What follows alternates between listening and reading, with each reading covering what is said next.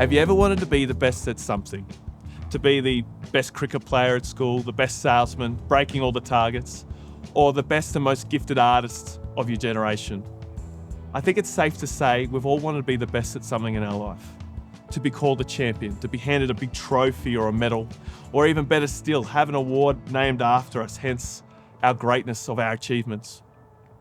Have you ever spent hours practicing something like bowling a cricket ball? So it moves and swings in a way that you can be able to hit a 50-cent piece consistently. Or have you ever invested thousands of hours into an instrument, being able to make it talk and sound in a way that expresses who you really are? The thing is, everyone has had a big dream of being the best, of being a champion. But have we ever had that dream about being a Christian and a follower of Jesus? To be the best that we can be, we need discipline. And as a Christian, that is no different. Being a champion doesn't happen overnight. It's not some fluke or marketing ploy. What it takes is a great amount of training, and we need discipline to do that. The Apostle Paul makes it very clear as he wrote about being in a great race and having a champion's mindset. So have you ever thought about being a champion for Christ? And where do we start?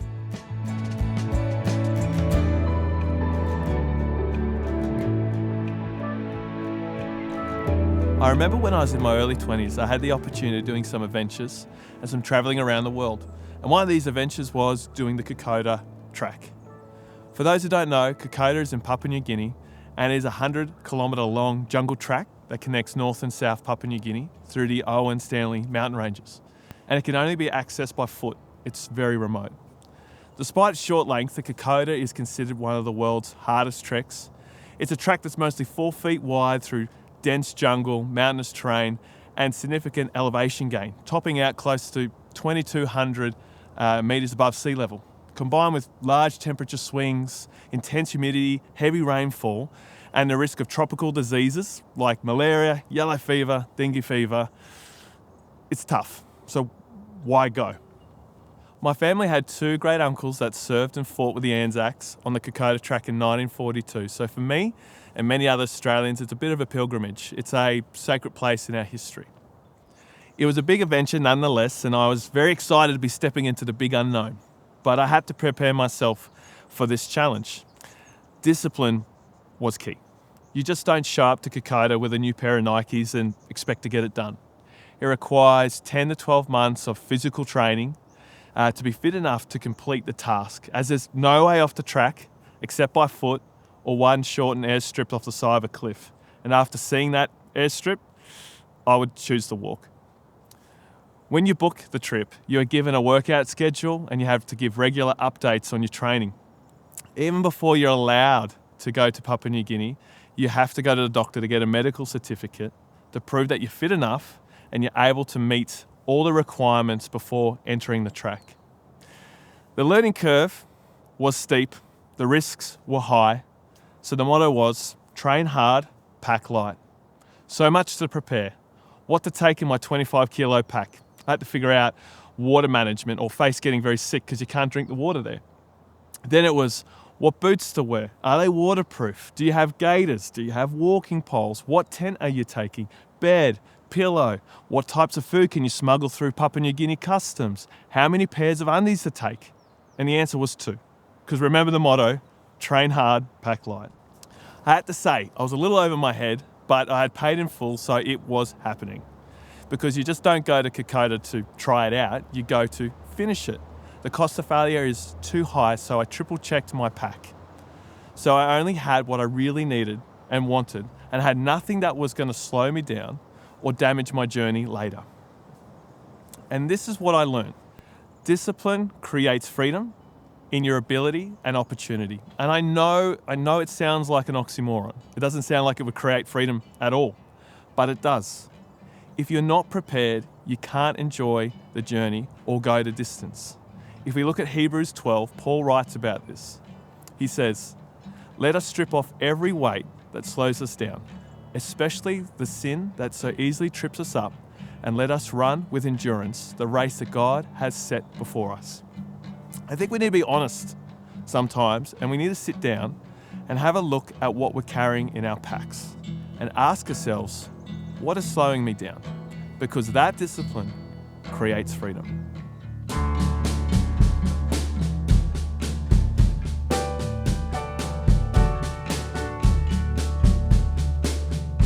So the day came when I was off to Papua New Guinea. I'd passed all my training, all my medical checks, bags were packed lightly, goodbyes at the airport, and muesli bars were hidden everywhere. It was time to see if all my discipline and training had paid off and put myself to the test, trial by fire. This was a marathon, but as I found out, there were so many different challenges and unseen opportunities lying within it. I remember lying there in my bed the night before we headed out. It's 32 degrees, stinking hot in Port Moresby, and I'm freaking out about what could go wrong and the challenges within the greater challenge of finishing the track.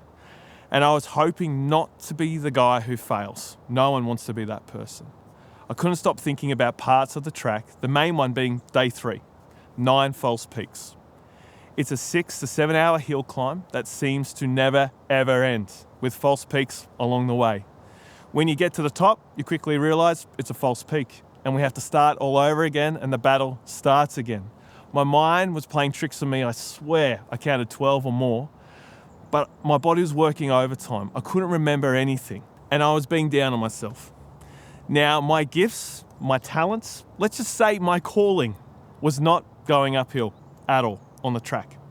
I was always the last person people waited on and I couldn't stop worrying about it. But what I didn't know is that I had a massive strength and a skill which no one else had, which leveled the playing field on the track.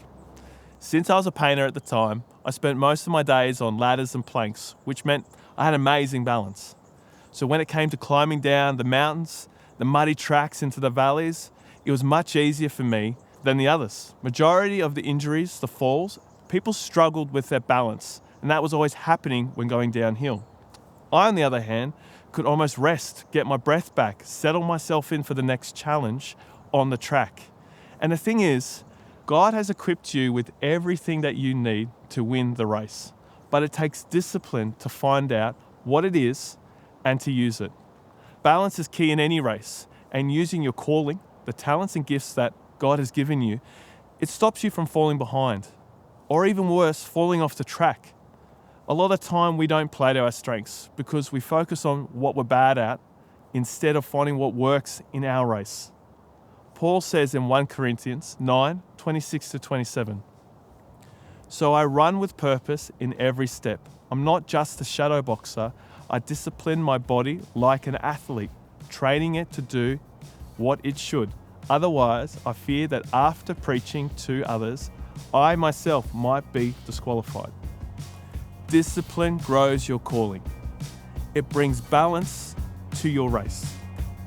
What are some of the callings that God has placed in your life?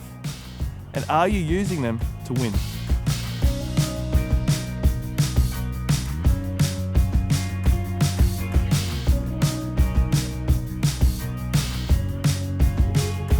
Well, the last day of the walk had come and there was a tight excitement over the group.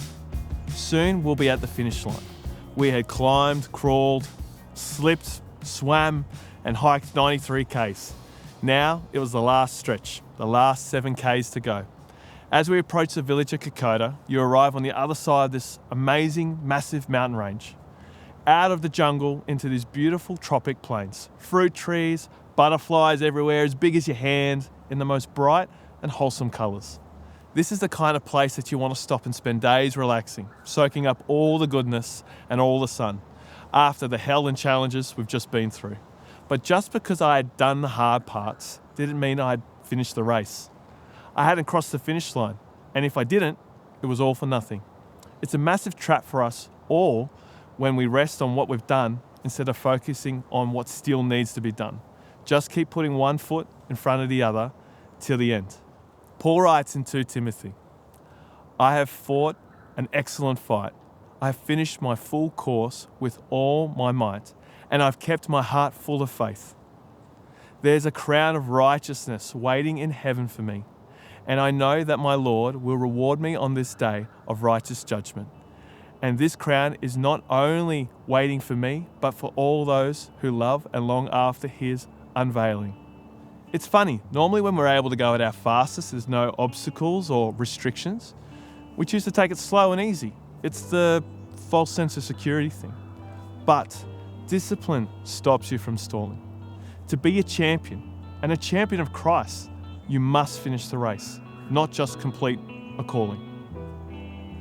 Keep your eyes on Jesus, who both began and finished the race that we're in. Study how he did it, because he never lost sight of where he was headed or who he did it for.